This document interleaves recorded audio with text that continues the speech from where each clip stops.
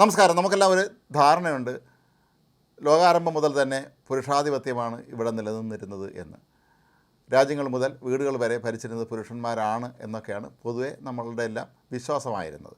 അപൂർവം ചില സ്ഥലങ്ങളിൽ മാത്രമാണ് സ്ത്രീകൾക്ക് ആധിപത്യം ഉണ്ടായിരുന്നത് എന്നാണ് നമ്മൾ പൊതുവെ കരുതുന്നതും. പക്ഷേ ഇപ്പോൾ തെക്കൻ തുർക്കിയിൽ കണ്ടെത്തിയിരിക്കുന്ന ഒരു പുരാതന നഗരം സൂചിപ്പിക്കുന്നത് അവിടെ നിലനിന്നിരുന്നത് സ്ത്രീകളുടെ ആധിപത്യമായിരുന്നു എന്നാണ്.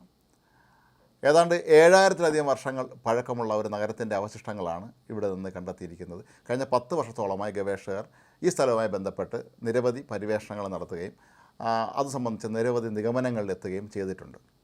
തെക്കൻ തുർക്കിയിൽ നന്നായി പരീക്ഷിച്ചിരിക്കുന്ന കാറ്റൽ ഹോയൂക്കിലെ 400ഓളം വീടുകളും അവിടെ നിന്ന് കണ്ടെടുത്ത അസ്ഥികൂടങ്ങളുമൊക്കെയാണ് ഇവർ പഠന വിധേയമാക്കിയത്. ഈ അസ്ഥികൂടങ്ങളിൽ നിന്ന് DNA വേർതിരിച്ച് നടത്തിയ ഗവേഷണങ്ങളിൽ നിന്നാണ് മനസ്സിലാക്കാൻ കഴിഞ്ഞത് ഇവിടെ ഭരിച്ചിരുന്നത് അല്ലെങ്കിൽ ഇവിടെ കൂടുതൽ ആധിപത്യം ഉണ്ടായിരുന്നത് സ്ത്രീകൾക്കാണ് എന്ന്. പരമ്പരാഗതമായി തന്നെ സ്വത്തുക്കൾ ലഭിച്ചിരുന്നതൊക്കെ തന്നെ സ്ത്രീകൾക്കാണ്. ഇവിടുത്തെ ശവകുടീരങ്ങൾ പരിശോധിച്ച ഗവേഷകർ അത്ഭുതപ്പെട്ടൊരു കാര്യം, ഇവിടെ അമ്മമാരുടെയും അവരുടെ പെൺമക്കളുടെയും മൃതദേഹങ്ങൾ ഏതാണ്ട് ഒരേ സ്ഥലത്ത് തന്നെയാണ് സംസ്കരിച്ചിരിക്കുന്നത്. എന്നാൽ അവിടെയുള്ള പുരുഷന്മാരുടെ മൃതദേഹങ്ങളാകട്ടെ മറ്റ് ദൂര സ്ഥലങ്ങളിലാണ് സംസ്കരിച്ചിരിക്കുന്നത്. ഇതൊന്ന് മനസ്സിലാക്കാൻ കഴിയുന്നൊരു കാര്യം, ഈ പുരുഷന്മാരൊക്കെ തന്നെ ഇവിടെ വന്ന് വിവാഹം കഴിച്ച് ഭാര്യ വീടുകളിൽ തന്നെ താമസിച്ചിരുന്നു എന്നാണ്. പക്ഷേ അവിടെ ആധിപത്യം സ്ത്രീകൾക്ക് തന്നെയായിരുന്നു എന്ന് നിരവധി തെളിവുകൾ സഹിതം അവർ ഇപ്പോൾ നമ്മുടെ മുന്നിൽ എത്തുകയാണ്. ഇവർ പറയുന്ന മറ്റൊരു കാര്യം, ഈ ശവകുടീരങ്ങൾ പരിശോധിച്ചപ്പോൾ അവിടെ നിന്ന് ലഭിച്ച അമൂല്യ വസ്തുക്കളെല്ലാം തന്നെ സ്ത്രീകളുടെ ശവകുടീരങ്ങളിൽ അവരുടെ മൃതദേഹങ്ങൾക്കൊപ്പം അടക്കം ചെയ്തിരുന്നതാണ്. അതായത് വില കൂടിയ ആഭരണങ്ങളും മറ്റു ചില ഉപകരണങ്ങൾ, അങ്ങനെ ഒരുപാട് കാര്യങ്ങളൊക്കെ തന്നെ വിലപിടിപ്പുള്ളതെല്ലാം തന്നെ സ്ത്രീകളുടെ ശവകുടീരങ്ങളിലാണ് ചേർത്തിരുന്നത്. അവരടക്കിയ സമയത്ത് ഈ ആഭരണങ്ങൾ സഹിതമാണ് അവരെ സംസ്കരിച്ചിരുന്നത് എന്നാണ് മനസ്സിലാക്കുന്നത്. മാത്രവുമല്ല, ഈ പുരുഷന്മാരുടെ ശവകുടീരങ്ങൾ പരിശോധിക്കുമ്പോഴൊക്കെ തന്നെ അതിൽ ഇത്തരത്തിലുള്ള വിലപിടിപ്പുള്ള ഒരു വസ്തുക്കളും കണ്ടെത്താൻ കഴിഞ്ഞില്ല എന്നുള്ളതും ഒരു പ്രധാന വസ്തുതയാണ്. അപ്പോൾ ഇതെല്ലാം വെച്ച് നോക്കുമ്പോൾ അന്ന് നിലനിന്നിരുന്നത് സ്ത്രീകൾക്ക് ആധിപത്യമുള്ളൊരു സമൂഹം തന്നെ ആയിരുന്നു എന്ന് വേണം മനസ്സിലാക്കാൻ എന്നാണ് ഇവർ പറയുന്നത്.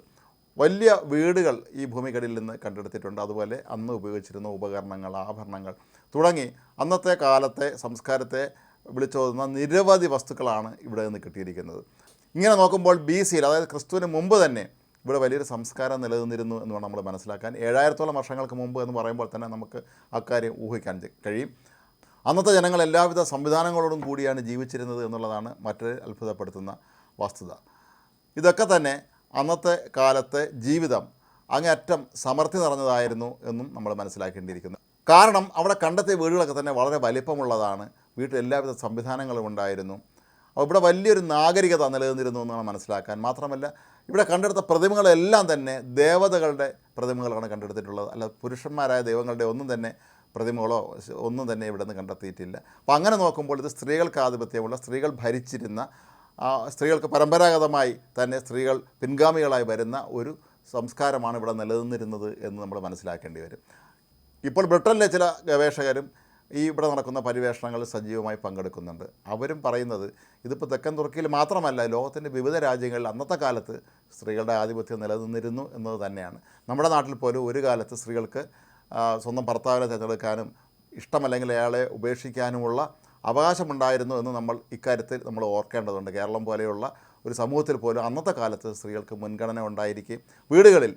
വീടുകളുടെ ഭരണമെല്ലാം നിയന്ത്രിച്ചത് സ്ത്രീകളായിരുന്ന ഒരു കാലഘട്ടം നമുക്കും ഉണ്ടായിരുന്നു. അതുപോലെ തന്നെ ആയിരിക്കാം ഒരുപക്ഷേ ഈ തെക്കൻ തുർക്കിയിൽ ഇപ്പോൾ കണ്ടെടുത്ത ഈ ഒരു അവശിഷ്ടങ്ങളും അവരുടെ അസ്ഥികളും ഒക്കെ തന്നെ സൂചിപ്പിക്കുന്നത് അന്ന് ഭൂരിപക്ഷം പേരും സ്ത്രീകളായിരുന്നു എന്നാണ്. എണ്ണത്തിൽ കൂടുതലും സ്ത്രീകളായിരുന്നു എന്നുള്ളത് മറ്റൊരു പ്രധാന അവസ്ഥയാണ്. കാരണം ഈ ശവകുടീരങ്ങളൊക്കെ തന്നെ പരിശോധിക്കുമ്പോൾ കൂടുതൽ ശവകുടീരങ്ങൾ കണ്ടെത്തിയതിൽ അത് സ്ത്രീകളുടേതായിരുന്നു എന്നാണ് അവരുടെ അസ്ഥികൂടങ്ങളും അതിൻ്റെ DNA ഒക്കെ തന്നെ പരിശോധിച്ചപ്പോൾ മനസ്സിലാക്കാൻ കഴിഞ്ഞത്. ഏതായാലും ഈ ഒരു കണ്ടെത്തൽ നമ്മുടെ നാട്ടിലെ സ്ത്രീകൾക്ക് ഒരു കാലത്ത് എന്തുമാത്രം പദവി ആദരവും ലഭിച്ചിരുന്നു അല്ലെങ്കിൽ അധികാരമുണ്ടായിരുന്നു എന്നുള്ളതിൻ്റെ വ്യക്തമായ സൂചനയെ തന്നെ നമുക്ക് കണക്കാക്കേണ്ടി വരും.